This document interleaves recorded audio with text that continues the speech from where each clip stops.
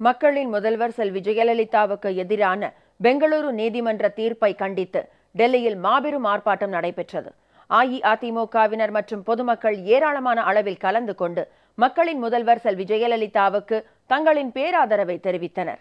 துரோக சக்தியான சுப்பிரமணியன் சுவாமி தொடுத்த பொய் வழக்கு, அதனை தீய சக்தி கருணாநிதி கர்நாடக தனி நீதிமன்றத்திற்கு மாற்றிச் செய்த சதி, அதனைத் தொடர்ந்து நீதிபதி குன்ஹா மக்களின் முதல்வர் செல்வி ஜெயலலிதாவுக்கு எதிராக வழங்கிய தீர்ப்பு ஆகியவை தமிழக மக்களிடையே ஏற்படுத்தியுள்ள தாக்கத்தை டெல்லி வாசிகளுக்கு புரிய வைக்கும் விதத்தில் அஇஅதிமுக நாடாளுமன்ற உறுப்பினர்கள் அண்மையில் நாடாளுமன்ற வளாகத்தில் உண்ணாவிரத போராட்டம் நடத்தினர். மகாத்மா காந்தி சிலை அருகே வாயில் கருப்பு துணை கட்டி தங்கள் எதிர்ப்பை அவர்கள் வெளிப்படுத்தினர். அதனைத் தொடர்ந்து டெல்லியில் நாடாளுமன்றம் அருகேயுள்ள ஜந்தர் மந்தர் பகுதியில் டெல்லி மாநில அஇஅதிமுக சார்பில் நேற்று எழுச்சிமிகு ஆர்ப்பாட்டம் நடைபெற்றது.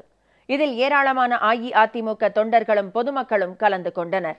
மக்களின் முதல்வர் செல்வி ஜெயலலிதா உடனடியாக விடுவிக்கப்பட வேண்டும் என வலியுறுத்தி பதாகைகளை கைகளில் ஏந்திய வண்ணம் போராட்டத்தில் கலந்து கொண்ட ஆர்ப்பாட்டக்காரர்கள் செல்வி ஜெயலலிதாவுக்கு இழைக்கப்பட்ட அநீதியை கண்டித்து முழக்கங்கள் எழுப்பினர். முதலமைச்சர் அவர்கள் சிறையில் இருப்பது ரொம்ப வேதனையாக இருக்கின்றது, துக்கமாக இருக்கின்றது, துயரமாக இருக்கின்றது. அவர்களுக்கு விடுதலை வேண்டும் என்றுதான் நாங்கள் கோரிக்கை வைக்கிறோம். அவர்கள் கண்டிப்பாக விடுதலை செய்ய வேண்டும். நாங்கள் தமிழ் மக்கள் அனைவரும் கண்ணீரும் கவலையாக இருக்கின்றோம். அரசியல் கார்பரேஷ காரணமாக எங்கள் அம்மாவை பொய் வழக்கு போட்டு சிறையில் தள்ளிக்கிறாங்க. அம்மாவை உடனே விடுதலை செய்யணும். மக்கள் முதல்வர் மாண்புமிகு அம்மா அவர்களுடைய கைது மனித உரிமை மீறல் செயல். எங்களுடைய உணர்வுகளை வெளிப்படுத்தக்கூடிய வகையில் டெல்லி கழக நிர்வாகிகளும் பொதுமக்களும் இந்த கண்டன ஆர்ப்பாட்டத்தில் இங்கு இப்பொழுது நடைபெற்றுக் கொண்டிருக்கிறது.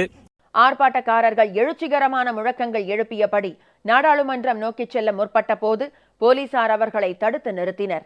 அஇஅதிமுகவின் இந்த ஆர்ப்பாட்டம் டெல்லி வாசிகளுக்கு தமிழக மக்களின் கொதிப்பையும் கொந்தளிப்பையும் எடுத்துக்காட்டும் வகையில் அமைந்திருந்தது.